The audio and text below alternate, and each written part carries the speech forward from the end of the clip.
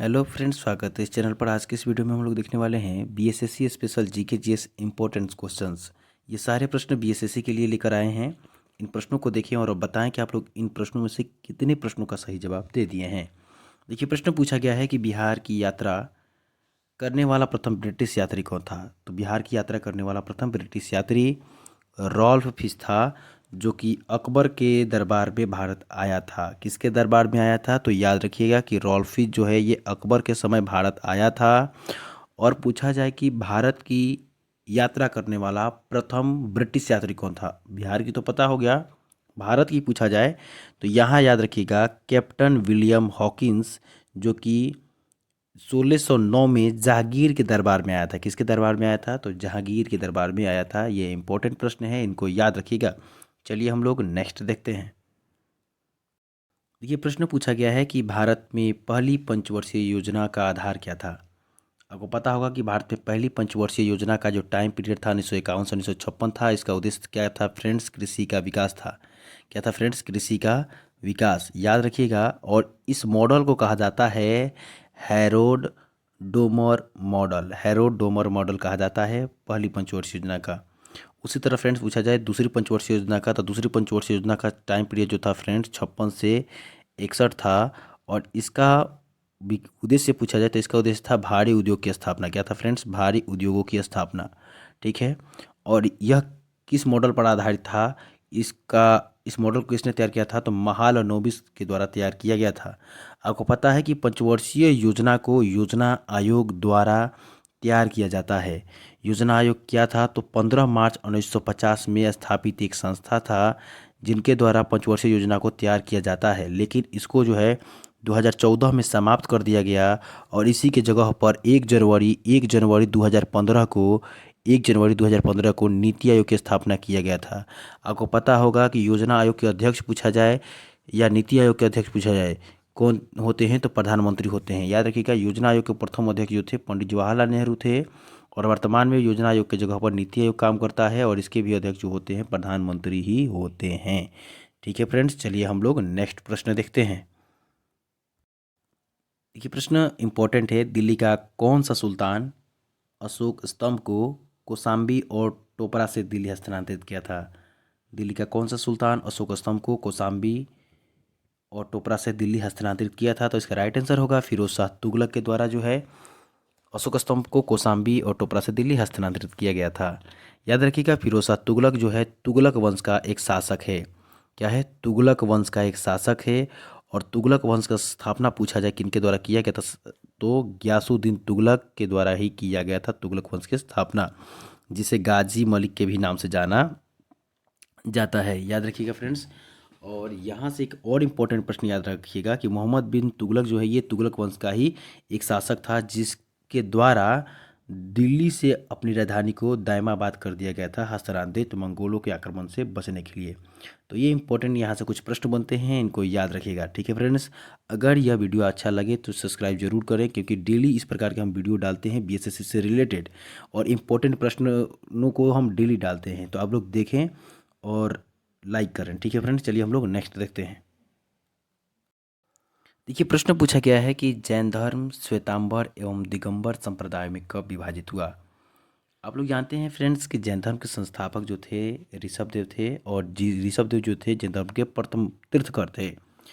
तो इस संप्रदाय में विभाजन कब हो जाता है, तो चंद्रगुप्त मौर्य के समय दो भागों में ये संप्रदाय बढ़ जाता है, श्वेतांबर और दिगंबर। अब दोनों में क्या अंतर है, ध्यान से समझिएगा। देखिए फ्रेंड्स, श्वेतांबर संप्रदाय के जो साधु थे वो जो होते थे वो श्वेत वस्त्र धारण करते थे। श्वेतांबर वाले श्वेत वस्त्र धारण करते थे। और इस श्वेतांबर संप्रदाय के संस्थापक जो थे स्थूल भद्र थे। कौन थे फ्रेंड्स? स्थूल भद्र थे। याद रखिएगा, एक दूसरा जो संप्रदाय था दिगंबर, इसके संस्थापक जो थे भद्रबाहु थे। और इसमें जो साधु रहते थे वो नग्न अवस्था में रहते थे या नग्न रहते थे। याद रखिएगा, दोनों में यही अंतर है। और चंद्रगुप्त मौर्य के समय ये जैन धर्म दो संप्रदायों में बट गया था। ठीक है फ्रेंड्स, चलिए है हम लोग नेक्स्ट देखते हैं। देखिए, प्रश्न पूछा गया है कि प्रसिद्ध रेशम मार्ग पर किस वंश के शासकों का अधिकार था। तो प्रसिद्ध रेशम मार्ग पर जो है फ्रेंड्स कुषाणों का अधिकार था। कुषाणों के द्वारा ही और कुषाण वंश के महान शासक जो थे राजा कनिष्क के द्वारा ही भारतीयों के लिए रेशम मार्ग शुरू किया गया था। ये रेशम मार्ग क्या होता है? तो यूरोप, एशिया और अफ्रीका के लिए जो स्थल मार्ग होते थे पहले, उसे रेशम मार्ग के नाम से जाना जाता था। और क्या शुरुआत भारत में कुषाण वंश के प्रसिद्ध शासक कनिष्क के द्वारा शुरू किया गया था। कुषाण वंश के संस्थापक पूछा जाता है फ्रेंड्स, तो याद रखिएगा कुजुल कैटफिशेस को कुषाण वंश के संस्थापक माना जाता है, कुजुल कैटफिशेस को। ठीक है फ्रेंड्स, इंपॉर्टेंट है, याद रखिएगा। चलिए हम लोग नेक्स्ट देखते हैं। लेकिन हाँ, पूछा जाए कि रेशम मार्ग का जो है संस्थापक कौन है, तो यहाँ याद रखिएगा चीन के हान वंश के छांगकियान जो हैं, चीन के हान वंश के जो है छांगकियान जो हैं, ये इसके संस्थापक थे। ठीक है, इंपॉर्टेंट है, याद रखिएगा। चलिए हम लोग नेक्स्ट देखते हैं। देखिए प्रश्न पूछा गया है कि संविधान के निम्नलिखित संशोधनों में से किसके अंतर्गत भारत में महिला के लिए ग्राम पंचायतों में 1/3 स्थान आरक्षित किया गया है। आपको पता होगा कि पंचायती राज संस्थाओं के बारे में और पंचायती राज संस्थाओं को संवैधानिक अधिकार जो है 73वां संविधान संशोधन द्वारा दिया गया था, जिसमें 1/3 ग्राम पंचायतों में महिलाओं के लिए सीटों का आरक्षण का प्रावधान किया गया था। ठीक है, तो 73वां संविधान संशोधन 1992 में किया गया था, याद रखिएगा। इसके तहत 11वीं अनुसूची जोड़ा गया था और 73वां संविधान संशोधन के तहत ही संविधान के भाग 9 में अनुच्छेद 243 के क से 243 के 9 तक जो है फ्रेंड्स क्या किया गया था, पंचायती राज संस्थाओं को जोड़ा गया था। पंचायती राज संस्थाओं में 29 विषयों को जोड़ा गया था, ये भी याद रखिएगा। और अनुसूची 11वीं अनुसूची के साथ जोड़ा गया था। ठीक है, और पंचायती राज दिवस पूछा जाए कब मनाया जाता है, तो 24 अप्रैल को जो है पंचायती राज दिवस के रूप में मनाया जाता है, ये याद रखिएगा। ठीक है, और यहाँ से एक और प्रश्न याद रखिएगा कि भारत के किस राज्य में ग्राम पंचायतों में महिलाओं के लिए 50% आरक्षण की व्यवस्था किया गया है। ग्राम पंचायती मतलब पंचायती राज संस्थाओं में 50% आरक्षण की व्यवस्था किया गया है, तो याद रखिएगा हमारे बिहार में ही जो है पंचायती राज संस्थाओं में महिलाओं के लिए 50% आरक्षण की व्यवस्था किया गया है। ठीक है फ्रेंड्स, चलिए हम लोग नेक्स्ट देखते हैं। देखिए प्रश्न पूछा गया है कि सरदेश मुखी की वसूली शिवाजी इसलिए करते थे। इंपॉर्टेंट है, यहाँ से पहला बात यही याद रखिएगा कि सरदेश मुखी की वसूली कौन करते थे, तो शिवाजी करते थे। अब सुनिए अगला, क्योंकि वे महाराष्ट्र के पुश्तैनी सरदेशमुख थे और सरदेशमुखी राजस्व का कितना भाग वसूला जाता था, इंपॉर्टेंट है, 1/10 भाग वसूला जाता था राजस्व का। ये सरदेशमुखी क्या है फ्रेंड्स, तो याद रखिएगा कि जमीन का एक टुकड़ा था जो जमींदारों को राजस्व एकत्र करने के लिए दिया जाता था, सरदेशमुखी। ठीक है, इंपॉर्टेंट है, याद रखिएगा। चलिए फ्रेंड्स हम लोग नेक्स्ट देखते हैं। देखिए प्रश्न पूछा गया है कि मराठों एवं अहमद शाह अब्दाली के मध्य लड़े गए पानीपत के तृतीय युद्ध के समय कौन पेशवा था। तो मराठों अहमद शाह अब्दाली के मध्य लड़े गए पानीपत के तीसरे युद्ध के समय पेशवा उस समय कौन था, तो सदाशिव राव भाऊ थे मराठों की तरफ से पेशवा उस समय। और इसमें आपको पता होगा कि सदाशिवराव भाऊ जो थे, या जो पानीपत का जो तीसरा युद्ध हुआ था, इसमें मराठों की बुरी तरीके से हार हुई थी, अहमद शाह अब्दाली की विजय हुई थी। ठीक है, यहाँ से 3 तरीके का प्रश्न पूछा जाता है, तीनों को आप लोग याद रखिएगा। देखिए पानीपत का पहला युद्ध पूछा जाए, पानीपत का पहला युद्ध पूछा जाए तो याद रखिएगा ये 1526 में हुआ था बाबर और इब्राहिम लोदी के बीच, जिसमें बाबर विजय हुआ था। पानीपत का जो है दूसरा युद्ध पूछा जाए तो ये हुआ था 1556 में हेमू और अकबर के बीच। हेमू कौन था, इसका पूरा नाम हेमचंद्र विक्रमादित्य था। हेमू और अकबर के बीच हुआ था, जिसमें से आपको पता होगा कि अकबर का क्या हुआ था, विजय हुआ था। अकबर का क्या हुआ था, विजय हुआ था। अकबर उसमें विजयी हुआ था। उसी तरह तीसरा जो पानीपत का युद्ध हुआ था मराठों और अहमद शाह अब्दाली के बीच हुआ था। अहमद शाह अब्दाली एक अफगान थे, तो इन दोनों के बीच हुआ था, जिसमें मराठों की बुरी तरह हार हुई थी और अहमद शाह अब्दाली जो थे वो विजयी हुए थे। ठीक है, तो ये याद रखिएगा। और शिव सदाशिवराव भाऊ जो थे ये पुणे के पेशवा थे, इंपॉर्टेंट है, याद रखिएगा। ठीक है, तो यहाँ से 3 तरीके का प्रश्न पूछा जाता है, याद रखिएगा। चलिए हम लोग नेक्स्ट देखते हैं। देखिए प्रश्न पूछा गया है कि कृष्णा नदी पर स्थित श्रीशैलम बांध किस राज्य में है। तो इम्पोर्टेंट है, याद रखिएगा, कृष्णा नदी पर स्थित श्रीशैलम बांध जो है ये आंध्र प्रदेश में है और कृष्णा नदी पर भी एक बांध स्थित है, नागार्जुन सागर बांध, वो भी आंध्र प्रदेश में है। ठीक है फ्रेंड्स, तो ये याद रखिएगा। चलिए हम लोग नेक्स्ट देखते हैं। देखिए प्रश्न पूछा गया है कि माइकल ओडायर की हत्या किस भारतीय क्रांतिकारी ने की थी।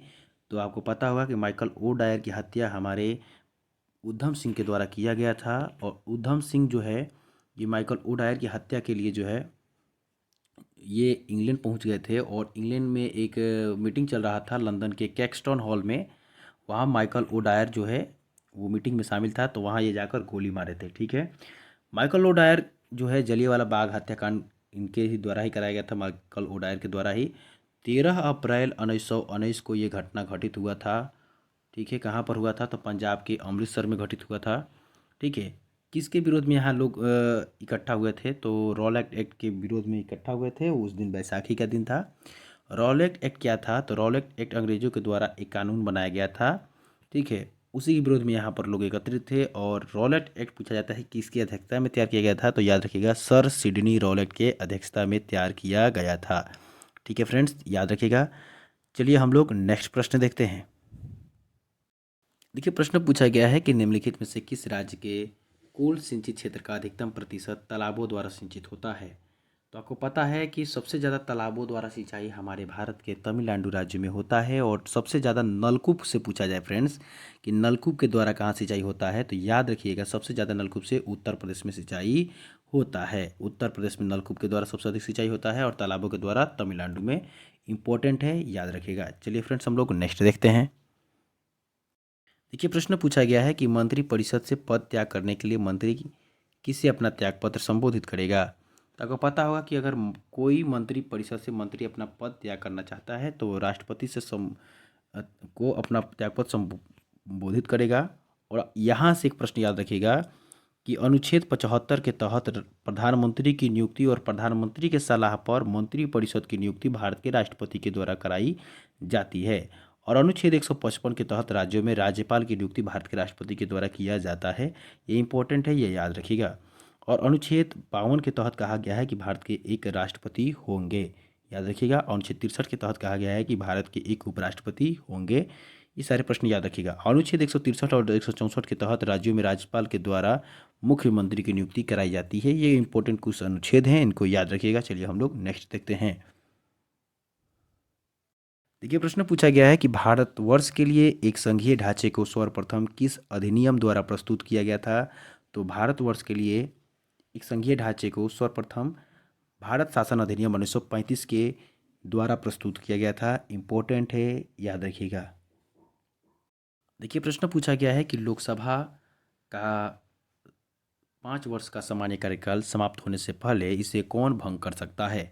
तो आपको पता है कि लोकसभा को 5 वर्ष का सामान्य कार्यकाल समाप्त होने से पहले इसे राष्ट्रपति भंग कर सकते हैं प्रधानमंत्री के सिफारिश पर, याद रखिएगा।